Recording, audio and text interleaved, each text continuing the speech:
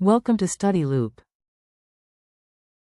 The volume of each disk will be pi r square h, where h is to denote the thickness, which is equal to this h is equal to 0.00500 meter.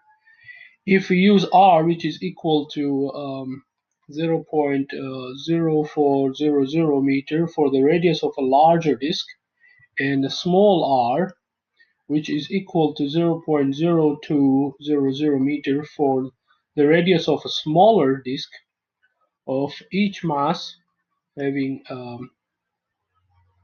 density times volume, that is a pi r square h, and for the larger this will be density times pi r capital R square times h, where density we have is 1400 kg per meter cube.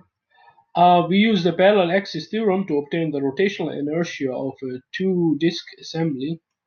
That is, I will be equal to 1 over 2 m r square plus 1 over 2 m small r square plus m into r small r plus capital R whole square.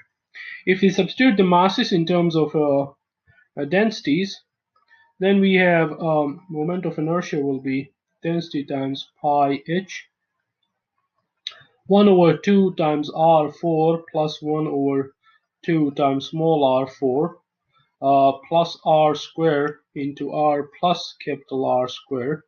Substituting values, we get the moment of inertia to be 6.16 times 10 to the power minus 6 kg meter square.